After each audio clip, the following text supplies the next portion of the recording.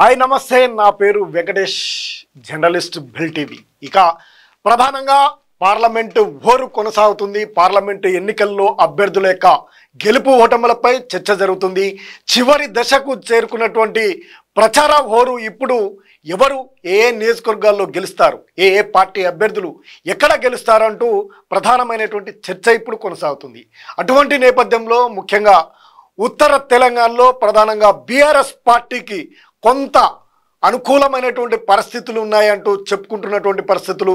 గత అసెంబ్లీ ఎన్నికల్లో కూడా మెరుగైన సీట్లను గెలుచుకున్నటువంటి బీఆర్ఎస్ పార్టీకి ప్రధానంగా కరీంనగర్ పార్లమెంటుపై ఆశలు ఎక్కువగా ఉన్నాయి. పార్లమెంటులో గెలుపొందే అవకాశాలు ఉన్నాయనే చర్చ ప్రధానంగా జరుగుతుంది. తెలంగాణ వ్యాప్తంగా ఒక తీరుగా ఉంటే ప్రచారం కానీ ప్రజల యొక్క మన్ననలు కానీ కరీంనగర్ పార్లమెంటులో బీఆర్ఎస్ పార్టీకి ఎక్కువగా కనిపిస్తుందనే అభిప్రాయం కూడా వ్యక్తమవుతుంది. ప్రధానంగా అక్కడ ఉన్నటువంటి అభ్యర్థి ప్రధానంగా బోయినపల్లి వినోద్ కుమార్ యొక్క వ్యక్తిత్వం, ఆయన భావజాలం అన్నీ కూడా ఇప్పుడు ఆయన గెలుపుకు ఒక బాటగా కనిపిస్తుందనే అభిప్రాయం వ్యక్తమవుతుంది. తెలంగాణలో అధికారాన్ని కోల్పోయినటువంటి బీఆర్ఎస్ పార్టీకి ప్రధానంగా ఎక్కడ గెలుస్తారు అనే అభిప్రాయం వచ్చినప్పుడు కరీంనగర్ పార్లమెంటు పైనే అందరి దృష్టి కేంద్రీకరించినటువంటి పరిస్థితి. ఆయనకు ప్రధానంగా గెలుపుకు అనేకమైనటువంటి సూచికలు కనిపిస్తూ ఉన్నాయి. ప్రధానంగా ఆయన వ్యక్తిత్వం, ఆయన సేవా దృక్పథం, ఆయనకున్నటువంటి న్యాయవాదిగా ఆయన పోషించినటువంటి పాత్ర, ప్రజలపై ప్రజాసేవపై ఆయన ఉన్నటువంటి మమకారమే ఈ ఎన్నికల్లో ఆయన గెలుపుకు బాటలు ఉన్నాయనే అభిప్రాయం కూడా ప్రధానంగా వినిపిస్తుంది. కరీంనగర్ జిల్లాకు సంబంధించినటువంటి ఆయన సేవలు, గతంలో ప్రభుత్వ ప్రణాళిక బోర్డుకు వైస్ చైర్మన్గా ఉన్నటువంటి ఆయన సీఎంకు ఒక సమన్వయకర్తగా వ్యవహరించినటువంటి బోయినపల్లి వినోద్ కుమార్ గెలుపుపై ధీమాను వ్యక్తం చేస్తూ ఉంది బీఆర్ఎస్ పార్టీ. అక్కడ ఉన్నటువంటి పరిస్థితులు కూడా ఆయనకు అనుకూలంగా మారే అవకాశాలు ప్రధానంగా కనిపిస్తూ ఉన్నాయి. ఇక అక్కడ ప్రధానంగా వినోద్ కుమార్కు సంబంధించినటువంటి అంశాన్ని చూస్తే 7 అసెంబ్లీ నియోజకవర్గాలు ఉన్నాయి కరీంనగర్ పార్లమెంటులో. ప్రధానంగా 7 అసెంబ్లీ నియోజకవర్గాల్లో 4 అసెంబ్లీ స్థానాలను ఇప్పటికే బీఆర్ఎస్ గత అసెంబ్లీ ఎన్నికల్లో గెలుచుకోవడం జరిగింది. ఇప్పుడు అది ఆయనకు పునాదిగా మారే అవకాశం ఉంది. బీఆర్ఎస్ పార్టీకి ఒక ఊపునిచ్చేటువంటి పరిస్థితి అయితే కనిపిస్తుంది. గతంలో జరిగినటువంటి రోడ్ షోలు కానీ, కేసీఆర్ సమావేశాలు కానీ, కేటీఆర్ సొంత నియోజకవర్గం అక్కడే ఉండడం, సిరిసిల్ల కూడా, ఇవన్నీ అంశాలు ఆయనకు కలిసి వచ్చాం.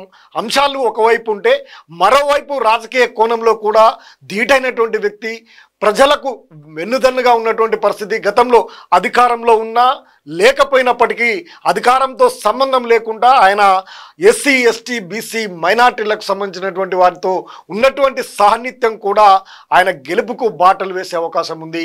పూర్తిగా ఆయన ఒక వామపక్షవాది కావడం, వామపక్షవాదంతోనే ఆయన వ్యక్తిత్వాన్ని మెరుగుపరుచుకున్నటువంటి వ్యక్తిగా ఆయన ఢిల్లీకి వెళ్ళి కూడా ఈ ప్రాంత ప్రజల యొక్క మనోభావాలను తెలుపగల శక్తియుక్తులు వినోద్ కుమార్కు ఉన్నాయనే అభిప్రాయము బలంగా వినిపిస్తున్నటువంటి పరిస్థితిలో ఆయన గెలుపుపై బీఆర్ఎస్తో పాటు బీఆర్ఎస్ శ్రేణులు కూడా ఎంతో ఆశగా ముందుకు చూస్తూ ఉన్నాయి. ఇక బలమైనటువంటి సామాజిక వర్గం, అక్కడ గెలుపు ఓటములను ప్రభావితం ఉన్నటువంటి వినోద్ కుమార్ ఇక గెలుపు నల్లేరు మీద నడకే అనే అంశాన్ని కూడా ఇప్పుడు తెర మీదకి వస్తుంది. ప్రధానంగా ఆయన ప్రత్యర్థి అయినటువంటి బండి సంజయ్ బీజేపీ పార్టీకి సంబంధించినటువంటి అక్కడ ఒక్క సీటు కూడా గెలుచుకున్నటువంటి పరిస్థితి లేకపోవడం, ఇక ఆయన గెలుపుపై ఆయనపైనే ప్రధానమైనటువంటి ప్రత్యర్థిగా ఉన్నటువంటి వినోద్ కుమార్ గతంలో ఓటమి చెందినప్పటికీ గతంలో అక్కడ ఉన్నటువంటి రాజకీయ పరిస్థితుల నేపథ్యంలో కాంగ్రెస్ పార్టీకి సంబంధించినటువంటి పొన్నం ప్రభాకర్, ప్రభావితం కలిగినటువంటి బీసీలలో మంచి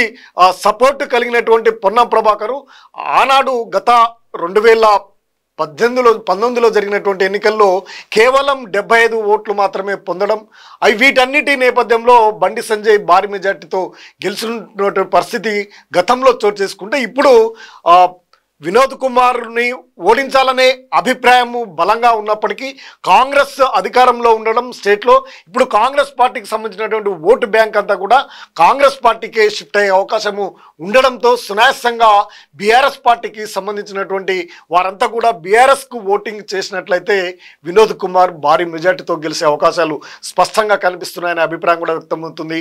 బండి సంజయ్ గెలుపు పొందినటువంటి తర్వాత ఆయన అక్కడ అభివృద్ధి కార్యక్రమాలు కానీ ఏమీ చేయకపోవడం, రాష్ట్ర అధ్యక్షుడిగా ఉన్నటువంటి బండి సంజయ్ రాష్ట్ర పర్యటనలకే పరిమితమై ఆ నియోజకవర్గంలో ఉన్నటువంటి సమస్యలపై పెద్దగా ఫోకస్ పెట్టలేదనే అభిప్రాయం కూడా వ్యక్తమవుతున్నటువంటి నేపథ్యం ఉండటం వల్లే గత అసెంబ్లీ ఎన్నికల్లో కూడా గెలుపుకు సాధ్యం కాలేదనే అభిప్రాయము బలంగా వినిపిస్తుంది. అటువంటి పరిస్థితుల్లో ఇప్పుడు వినోద్ కుమార్ యొక్క గెలుపు ఎంతో అనివార్యమనే భావిస్తూ ఉన్నారు ఎస్సీ ఎస్టీ బీసీలకు సంబంధించినటువంటి ప్రధానమైనటువంటి వ్యక్తులు.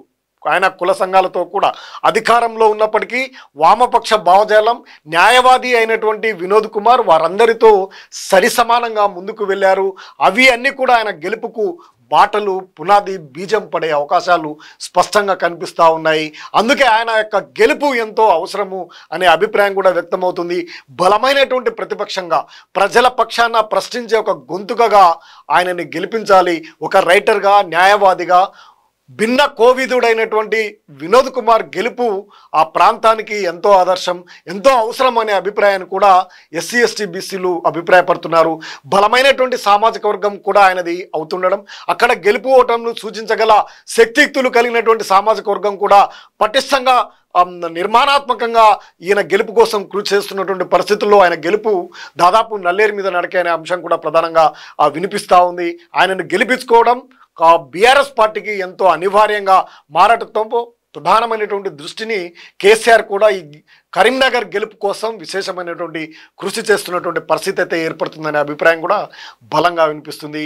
ఆయన గెలుపు దాదాపు ఢిల్లీలో కరీంనగర్ ప్రజల యొక్క మనోభావాలను తెలంగాణకు ఒక గొంతుకగా వినిపించేటువంటి శక్తి కలిగినటువంటి వినోద్ కుమార్ గెలుపు ఎంతో అనివార్యం తెలంగాణకు కూడా అనే అభిప్రాయం మేధావుల్లోనూ సామాజికవేత్తల్లోనూ కూడా వ్యక్తమవుతున్నటువంటి పరిస్థితుల్లో ఆయన గెలుపు అనేది సాధ్యమనే అభిప్రాయం కూడా బలంగా వినిపిస్తుంది. మరిన్ని అప్డేట్ కోసం చూస్తూనే ఉండండి bill TV, voice of voiceless.